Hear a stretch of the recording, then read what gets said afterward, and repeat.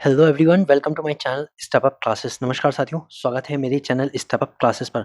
और फ्रेंड्स, आज हम करने वाले हैं topic number 7, Friedel craft alkylation. तो फ्रेंड्स, फ्रीडल क्राफ्ट एल्किलेशन एक बहुत अच्छी इंपॉर्टेंट रिएक्शन है। और अब आपको बता दूं कि ये जो 24 का टॉपिक की सीरीज है, इसकी वीडियो 1 अप्रैल से लाइव हो चुकी है। तो आपको लगभग 6 वीडियोस तो मिल चुके हैं। ये 7वीं वीडियो है 24 का टॉपिक सीरीज की। ठीक है, इसमें topic number 7 Friedel craft alkylation आज हम करने वाले हैं। तो फिडल क्राफ्ट एल्किलेशन आप समझेंगे कि दो रिएक्शन होती हैं एक्चुअली फिडल क्राफ्ट में। एक तो होती है फिडल क्राफ्ट एल्किलेशन, ठीक है, या एल्किलीकरण जिसे हिंदी में कहते हैं, और साथ साथ एक इसमें होती है एसाइलेशन। दो रिएक्शन होती है, दोनों अलग अलग होती है, एक फिडल क्राफ्ट एल्किलेशन और एक एसिलेशन, ठीक है, या एसिटिलेशन। तो दोनों रिएक्शन इंपॉर्टेंट है आपके एग्जाम पॉइंट ऑफ व्यू से। बहुत इजी, बहुत अच्छी रिएक्शंस है। तो इनको मैं आज समझाने वाला हूँ कि रिएक्शन में होता क्या है, कौन सा सब्सटेंस यूज होता है, क्या बनता है, ये सब। और उसके बाद उसके प्रैक्टिस क्वेश्चन के साथ जो भी एग्जाम में पूछे जाते हैं, जिस तरह से क्वेश्चन बनता है, वो मैं आपको बता दूंगा। ठीक है फ्रेंड, तो शुरू करते हैं फिर अपनी 24 का टॉपिक्स वीडियो का ये topic number 7, fiddle Crafts alkylation. तो फिडल क्राफ्ट एल्किलेशन है क्या? देखो, हमें रिएक्शन जो ये पढ़नी है, ये तो पढ़ना ही है कि कौन सा सब्सटेंस है, क्या उसमें ऐड हो रहा है, ये तो हमें पढ़ना है, और क्या प्रोडक्ट बनेगा। बट उसके साथ साथ हमें ये जानना जरूरी है कि वो रिएक्शन किस टाइप की है। लाइक इलेक्ट्रोफिलिक सब्स्टिट्यूशन है, न्यूक्लियोफिलिक सब्स्टिट्यूशन है, और न्यूक्लियोफिलिक अगर है तो SN1 है, SN2 टाइप है। वो सब चीज़ें आपको क्लियर होनी चाहिए। तो ये जितने भी रिएक्शन मैं बताऊंगा आपको, उन सब में मैं ये चीज़ें बताता चलूँगा कि वो इलेक्ट्रोफिलिक सब्स्टिट्यूशन है या न्यूक्लियोफिलिक सब्स्टिट्यूशन है, या कोई एडिशन रिएक्शन है, या किस टाइप की वो रिएक्शन है। ठीक है, जनरली अगर मैं मान लो टॉपिक्स में बता रहा हूँ, तो टॉपिक्स में और साथ में प्रैक्टिस क्वेश्चन में वो चीज़ पूछी जाती है। तो इसलिए वो सबसे ज़्यादा जरूरी ध्यान देने वाली चीज़ है। तो शुरू करते हैं Friedel Crafts alkylation reaction, that is Friedel Crafts एल्किलीकरण। फिडल क्राफ्ट एल्किलीकरण ये होती क्या है? देखो, एल्किलीकरण का मतलब एक तरह से मैं आपको यहाँ शॉर्ट में बताता हूँ। एल्किलीकरण का मतलब होता है किसी भी एल्किल ग्रुप का एडिशन, एल्किल ग्रुप का जुड़ना। ठीक है, ये हम कह सकते हैं शॉर्ट में। तो अब ये जुड़ किस में रहा है? ये जुड़ रहा है एरोमेटिक रिंग में। एरोमेटिक रिंग में, ये ध्यान देना, एरोमेटिक रिंग, या फिर मैं कह दूं बेंजीन जो रिंग होता है उसमें, या बेंजीन जैसे जो कंपाउंड होते हैं, यानी कि बेंजीन प्लस बेंजीन के डेरिवेटिव्स, उनमें से हम कुछ भी ले सकते हैं, तो उन सब में जब कोई एल्किल ग्रुप हम ऐड करा देते हैं, तो उस रिएक्शन को हम कहते हैं फिडल क्राफ्ट एल्किलेशन। सो ये किस टाइप की रिएक्शन है? It is a type of electrophilic aromatic substitution reaction. ये इलेक्ट्रोफिलिक एरोमेटिक सब्स्टिट्यूशन है। अब इलेक्ट्रोफिलिक एरोमेटिक सब्स्टिट्यूशन वर्ड का मतलब क्या होता है? देखो, electrophilic that is an electrophile. कोई भी एक इलेक्ट्रोफाइल आएगा, ठीक है, और वो सब्स्टिट्यूट करेगा एरोमेटिक रिंग में किसी भी सब्सटेंस को। और जनरली जो एरोमेटिक रिंग होता है, जो बेंजीन रिंग होता है, उसमें सब्स्टिट्यूट होने के लिए केवल एक चीज होती है, दैट इज हाइड्रोजन। ठीक है, तो इलेक्ट्रोफाइल आके क्या करेगा? हाइड्रोजन की जगह पे अपने आप को लगा लेगा, यानी हाइड्रोजन जो है किसी भी जो हमारा इलेक्ट्रोफाइल आया उससे प्रतिस्थापित हो जाएगा। एक बात तो क्लियर हुई। लेकिन यहाँ जो हमें ऐड करना है, वो क्या ग्रुप ऐड करना है? एल्किल। तो यहाँ पे जो इलेक्ट्रोफाइल है वो एल्किल है, जो एल्किल है वही इलेक्ट्रोफाइल है। ठीक है, क्लियर होगी बात? तो now it's add to alkyl group to an aromatic ring. तो इस रिएक्शन में होता है क्या कि एल्किल ग्रुप जो होता है एरोमेटिक रिंग में जुड़ जाता है, एरोमेटिक रिंगों में एल्काइल समूह जुड़ता है। Requires an alkyl halide and a Lewis acid catalyst. इसमें दो चीज़ों की जरूरत पड़ेगी, एक तो एल्किल हैलाइड की जरूरत पड़ेगी। एल्किल ग्रुप अगर जोड़ना है तो हम उसके लिए एल्किल हैलाइड लेंगे। ठीक है, और यहाँ पे बता देता हूँ, एल्किल हैलाइड आपका हेलो एल्केन भी कहलाता है। एल्किल हैलाइड हमारे क्या कहलाते हैं? हेलो एल्केन्स भी कहलाते हैं। ठीक है, हेलो एल्केन्स जो चैप्टर हमारे सिलेबस में आ रहा है, जैसे कि CH3Cl, C2H5Cl, ये कहलाते हैं। और इसके साथ साथ लुईस एसिड कैटलिस्ट जैसे कि एनहाइड्रस AlCl3 का हम यूज़ करेंगे।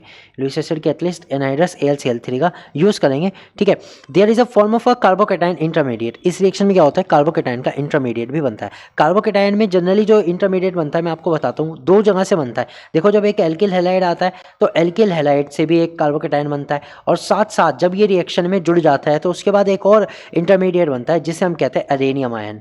क्या कहते हैं? अरेनियम आयन। तो अरेनियम आयन भी एक पॉजिटिव बेंजीन ग्रुप वाला है। ठीक है, तो ये दो तरह के कार्बोकेटाइन्स इसमें बनते हैं। पहले तो एल्किल हैलाइड से बनता है, क्योंकि उसमें से Cl अलग होता है और जो एल्किल ग्रुप होता है वो अलग होता है, तो एक वहाँ से बन गया।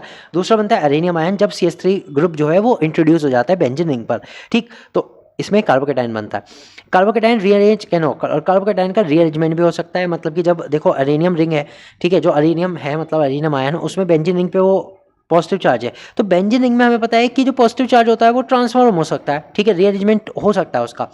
तो ये चीज़ें इसमें ध्यान देने वाली बात है। तो यहीं से आपका जो क्वेश्चन है वो बन के आ सकता है कि फिडल क्राफ्ट एल्किलेशन रिएक्शन में किस तरह की चीज़ें होती है। तो इसमें से ये जो पॉइंट्स आए इनके बेस पे आंसर आप दे सकते हैं, ये चीज़ें इंपॉर्टेंट है। तो हमें क्या क्या चाहिए इसमें, देखो एक aromatic ring that is benzene हमें चाहिए, ठीक है। सेकंड एल्किल हैलाइड हमें चाहिए, जिससे हम एल्किल ग्रुप लेंगे और उसे बेंजीन रिंग पर उठा के ऐड करेंगे। ये रिएक्शन जो होती है लुईस एसिड कैटलिस्ट की प्रेजेंस में होती है, तो लुईस एसिड कैटलिस्ट हमें चाहिए, ठीक है, जैसे कि AlCl3 एनाहाइड्रस का ये यूज़ होता है।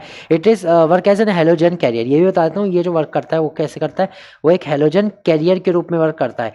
यानी ये क्या करता है, जो हमारा एल्किल हैलाइड है उसमें से हेलोजन जो होती है वो अलग निकाल के ले जाता है, बाद में उसकी जरूरत होती है तो वो दे देता है। किसको देता है, हाइड्रोजन को, जो अकेला निकल के आता है बेंजीन पे से उसको, ठीक। ये चीज़ है। कार्बोकेटाइन बनता है, ये मैंने बता दिया। कार्बोकेटाइन का रीअरेंजमेंट भी हो सकता है, तो ये चीज़ इसमें इंपॉर्टेंट है। अब देखते हैं रिएक्शन के थ्रू, ठीक है। तो पहली रिएक्शन हम देख रहे हैं that benzene react with alkyl halide into the presence of AlCl3, कि बेंजीन की देख रहे हैं AlCl की उपस्थिति में एल्किल हैलाइड के साथ, ये आइसोप्रोपिल क्लोराइड की अभी बाद में करेंगे, पहले हम कर रहे हैं एल्किल हैलाइड के साथ, ठीक है। एल्किल हैलाइड के साथ की रिएक्शन से क्या बनता है, ठीक। तो देखते हैं, देखो बेंजीन रिंग क्या होता है, हमें पता है बेंजीन में होता है C6H6, ये होता है बेंजीन रिंग, ये होता है। अब इस पर हम किस चीज़ की एडिशन करा रहे हैं, इस पर हम एल्किल हैलाइड की एडिशन करा रहे हैं। तो दो तरह के एल्किल हैलाइड हम यूज़ करने वाले हैं आज, दो तरह की रिएक्शन बताऊंगा। एक तो हम यूज़ करने वाले हैं CHCl3 और एक हम यूज़ करने वाले हैं C2H5Cl, ठीक है। दोनों एल्किल हैलाइड है, ओके। दोनों के दोनों क्या है, एल्किल हैलाइड। दोनों का नाम अलग अलग है, ऊपर वाले का नाम क्लोरोमीथेन है और उसका नाम क्लोरोइथेन है, ठीक। तो पहले हम CH3Cl से देखेंगे। तो CH3Cl जो रिएक्शन होती है किसकी प्रेजेंस में होती है, एनहाइड्रस AlCl3 की प्रेजेंस में, ओके। तो अब देखो होता क्या है, ध्यान से सुनना। ये जो Cl है वो अलग निकल जाता है, कहाँ से, एक हाइड्रोजन लेके यहाँ से, ठीक। तो इस रिएक्शन में से HCl तो अलग हो जाता है। HCl कहाँ से है, इस वाले बेंजीन रिंग से है, और बेंजीन रिंग पर जहाँ से H निकला, जहाँ से हाइड्रोजन निकला, वहीं पर CH3 ऐड हो जाता है, बस ये हमारा प्रोडक्ट बनता है। अब ये प्रोडक्ट कैसा है, ये जो प्रोडक्ट है हम ये भी कह सकते हैं कि सब्सटीट्यूटेड बेंजीन है, ठीक है। और इसका नाम क्या है, इसका नाम है टोलुइन। टोलुइन, वैसे इसका नाम होता है मिथाइल बेंजीन, लेकिन यहाँ पे जो इसका कॉमन नेम है वो टोलुइन ही हम यूज़ करते हैं, ओके। तो ये बन गया toluene, that is methyl benzene, बन गया ना, ठीक है। अभी हमने CH3Cl से की थी, अगर हम इसकी रिएक्शन C2H5Cl से कराते हैं, C2H5Br से कराते, किसी भी ऐसे सब्सटेंस से कराते तो क्या बनता, C2H5Cl से कराते तो क्या बनता। तो आपको पता है क्या होना था, HCl तो अलग निकल जाना था, ठीक है। एनहाइड्रस AlCl3 की प्रेजेंस में होनी थी ये, ओके। तो क्या होता है इसमें से, HCl तो अलग निकल जाता है, H कहाँ से आया, बेंजीन रिंग से, और इसके ऊपर क्या जुड़ता है, इसके ऊपर C2H5 जुड़ता है। तो इसका क्या नाम हो गया था, इसका नाम होना था इथाइल बेंजीन। क्लियर है फ्रेंड्स। तो ये रिएक्शन है बस सिंपल सी, फिडल क्राफ्ट एल्किलेशन की ये रिएक्शन है, इतनी सिंपल सी। तो क्या होता है, बेंजीन रिंग पर कोई भी एल्किल ग्रुप जैसे कि CH3 C2H5 C3H7 इस तरह का ग्रुप ऐड हो जाता है, ठीक है। और ये जो यूज़ करते हैं ये हमारा क्या होता है, जैसे कि क्या था, क्लोरोमीथेन, क्या था ये, क्लोरोमीथेन, ठीक है। क्लोरोमीथेन था, ये एक हेलो एल्केन है, ठीक है। तो उसी से ये ऐड हुआ, ओके। अब एक और रिएक्शन इंपॉर्टेंट आती है जो आपके एग्जाम में जनरली पूछी जाती है, benzene react with isopropyl chloride into the presence of AlCl3 to form the cumene. ये कहने हैं अगर बेंजीन के ऊपर हम आइसोप्रोपिल क्लोराइड देखो ये वाला होता है CH3 CH3 और उस पर सेकेंड नंबर पे एक लगा होता है Cl। जब किसी भी कंपाउंड में अगर सेकेंड नंबर पे Cl लगाओ या फिर कोई भी एक फंक्शनल ग्रुप लगा होता है तो उसे हम आइसो वाला ग्रुप बोलते हैं, ठीक है। तो ये हमारा है क्या, ये है आइसोप्रोपिल क्लोराइड, ये इसका कॉमन नेम है, ठीक है। और अगर हम IUPAC नेम लिखने लगे तो ये है 2-क्लोरोप्रोपेन, ये इसका IUPAC नेम हो गया। तो अब क्या होगा, ध्यान से सुनना, देखो हमें पता है कि Cl जो है वो दूसरे नंबर पे, सेकंड नंबर पे, 2 नंबर पे, ठीक है। तो ये 2 नंबर पे है, चाहे हम 1 नंबरिंग किधर से भी दे, सेकंड नंबर पे ही आएगा। तो यहीं से यही वाला जो कार्बन है वो बेंजीन पर जाकर जुड़ेगा, यही वाला जो कार्बन है वो बेंजीन पर जाकर जुड़ेगा। और रिएक्शन किसकी प्रेजेंस में होगी, AlCl3 एल्यूमिनियम ट्राई क्लोराइड की प्रेजेंस में। तो हमारा जो प्रोडक्ट आएगा इस बार वो क्या आएगा, हमारा जो प्रोडक्ट आएगा वो देखो इस तरह से आएगा, ये फिर ये जो बीच वाला है 2 नंबर वाला CH यहाँ पे है, ठीक है, और एक CH3 इधर, एक CH3 इधर। तो मैंने एज इट इज जोड़ दिया। अब इस पूरे प्रोडक्ट को हम क्या कहते हैं, इस प्रोडक्ट को हम कहते हैं क्यूमिन। इस प्रोडक्ट का क्या नाम है, क्यूमिन नाम है, ठीक है। इसे आप एक और नाम दे सकते हो, इसे आप नाम दे सकते हो 2-प्रोपाइल बेंजीन, ओके। 2-प्रोपाइल बेंजीन भी इसको नाम दे सकते हो। तो ये हमारा प्रोडक्ट हमें मिल जाता है। क्लियर होगी बात, ठीक है। आइसोप्रोपिल बेंजीन भी इसे कह सकते हो, 2-प्रोपाइल बेंजीन भी इसे कह सकते हो। वैसे इसका कॉमन नेम होता है क्यूमिन, क्या नाम होता है, क्यूमिन। ओके तो ये इंपॉर्टेंट रिएक्शन है। और फिडेल क्राफ्ट एल्किलेशन में आपको पता लग गया, छोटी सी चीज़ है, फिडेल क्राफ्ट एल्किलेशन मतलब एल्किल ग्रुप ऐड हो रहा है, बस इतनी सी नेम रिएक्शन है। बस इसमें क्या क्या चीज़ याद रखनी है कि एरोमेटिक रिंग में होता है, AlCl3 की प्रेजेंस में होता है, सिंपल। और यूज़ क्या करते हैं, हेलो एल्किन कोई भी, तो जैसा हेलो एल्किन होगा उसके हिसाब से जो एल्किल ग्रुप होगा वो जुड़ जाएगा। ठीक है फ्रेंड्स, तो ये रिएक्शन बहुत इजी और अच्छी रिएक्शन थी। और अब हम इसके शुरू करेंगे प्रैक्टिस क्वेश्चंस। तो कुछ प्रैक्टिस क्वेश्चन के साथ हमारे और जो कंसेप्ट होंगे वो और मजबूत हो जाएंगे। तो फिर शुरू करते हैं इसके प्रैक्टिस क्वेश्चन। तो फ्रेंड्स अब शुरू करें हम practice question Fidel craft alkylation reaction के। फिडेल क्राफ्ट एल्किलेशन की जो अभिक्रिया है उसके कुछ प्रैक्टिस क्वेश्चन देखेंगे ताकि हमारे जो कंसेप्ट हैं वो एकदम अच्छे मजबूत क्लियर हो जाए। तो इसमें पहला क्वेश्चन आता है, if benzene react with isopropyl chloride into the presence of AlCl3 the major product form is. यदि बेंजीन AlCl3 की उपस्थिति में आइसोप्रोपाइल क्लोराइड के साथ अभिक्रिया करता है तो बनने वाला मुख्य उत्पाद क्या होगा? एन प्रोपिल बेंजीन होगा, आइसोप्रोपिल बेंजीन होगा, क्यूमिन दैट इज क्यूमिन होगा, या फिर 1,2 डाई आइसोप्रोपिल बेंजीन होगा, या फिर क्लोरोबेंजीन होगा। तो देखिए रिएक्शन मैं आपको बता चुका हूँ ऑलरेडी कि अगर बेंजीन पर जो कि बेंजीन रिंग पर, ठीक है, अगर हम आइसोप्रोपिल क्लोराइड दैट इज क्या होता है, ये होता है ट्वाइस 2 क्लोरोप्रोपेन होता है। अब इस पर अगर बेंजीन के साथ की रिएक्शन होगी तो जो इसमें से जो प्रोपेन वाला ग्रुप है, जो एल्किल ग्रुप है, वो कहाँ जुड़ जाएगा, वो हमारे बेंजीन रिंग पर जुड़ जाएगा और इसमें से एक HCl निकल जाता है।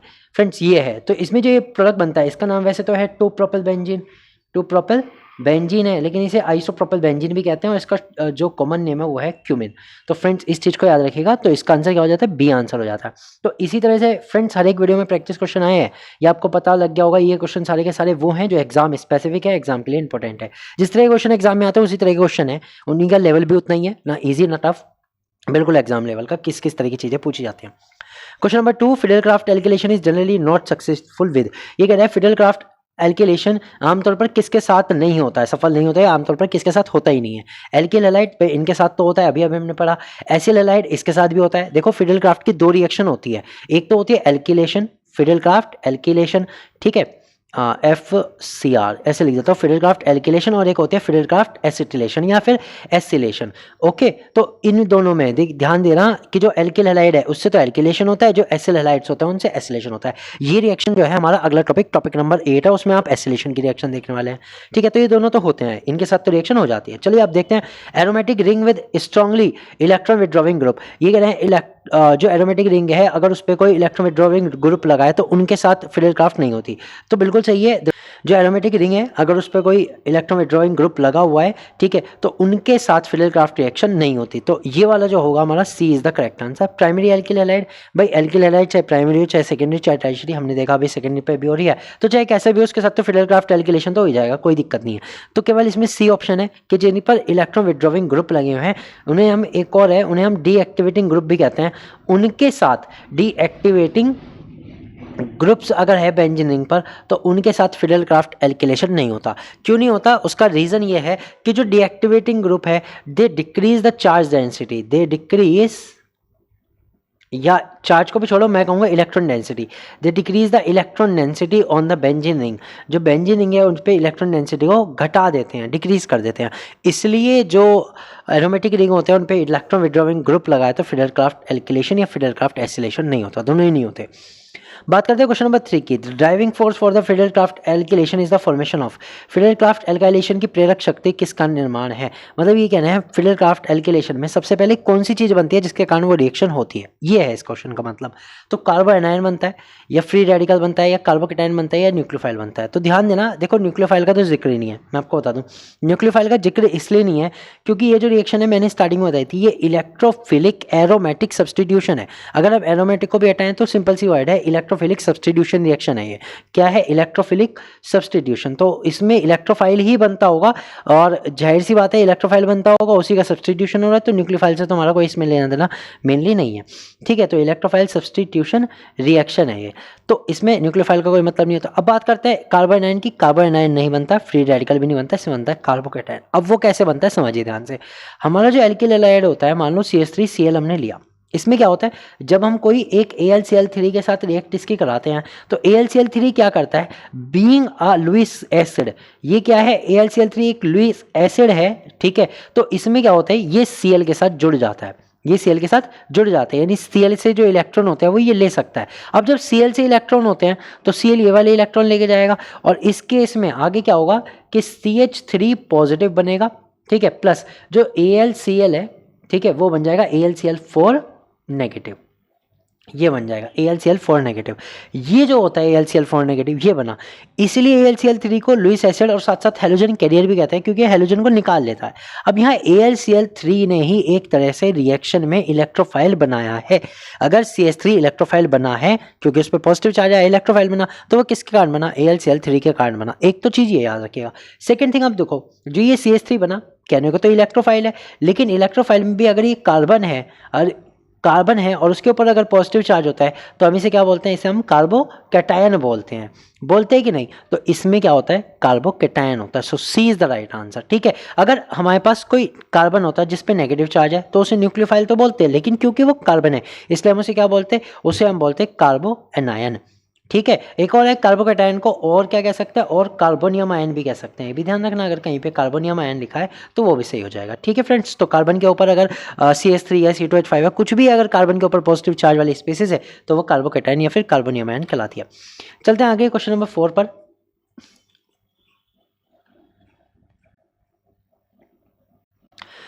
क्वेश्चन नंबर 4 है which of the following is the suitable solvent for the Friedel Crafts alkylation. Friedel Crafts alkylation के लिए इनमें से कौन सा विलायक उपयुक्त होता है?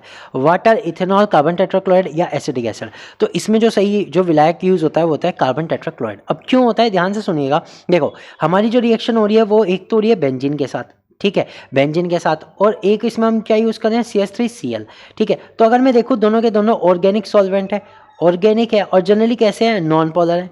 जनरली कैसे है? नॉन पोलर है, ठीक है। वो CH3Cl जो है पोलर एक्टिविटी दिखाता है, जो Cl है नेगेटिव हो जाता है। कब होता है? जब उसके पास से कोई इलेक्ट्रॉन छीन निकला है तब, अदरवाइज नहीं। तो जब ये दोनों के दोनों नॉन पोलर हैं तो they will dissolve into the non polar, ठीक है। ये किस में डिजॉल्व होंगे? नॉन पोलर में ही होंगे। तो इनके लिए जो सॉल्वेंट चाहिएगा वो कैसा चाहिएगा? वो भी नॉन पोलर ही चाहिएगा।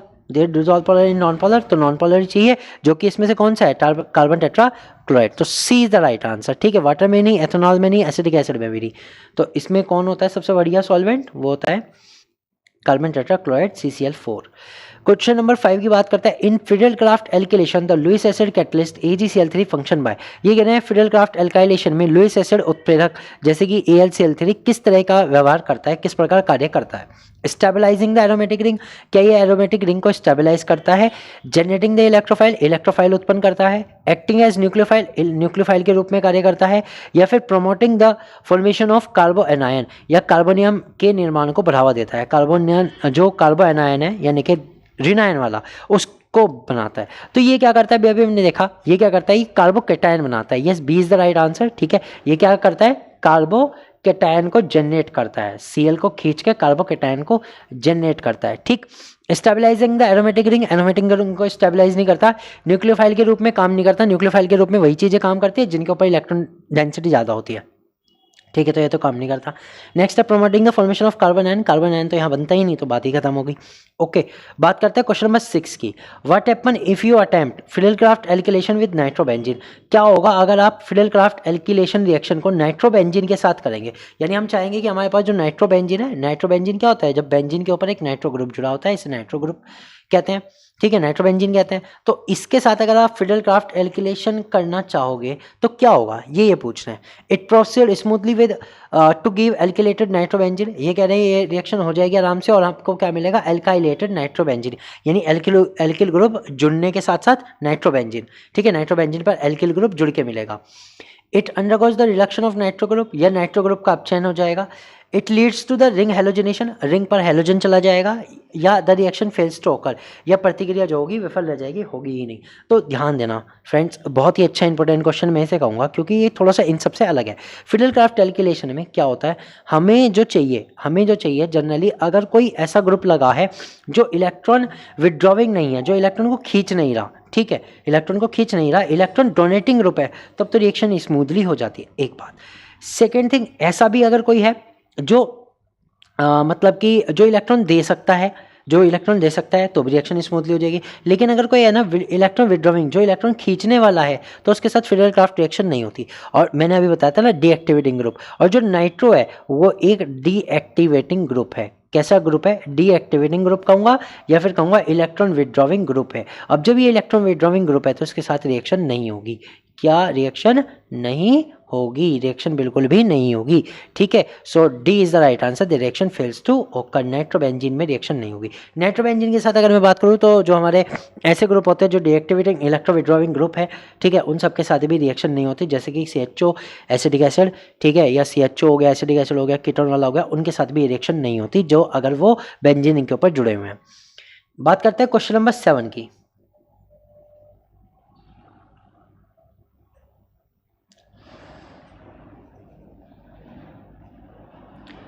क्वेश्चन नंबर 7 है, which of the following is true regarding the mechanism of Fidel-craft alkylation.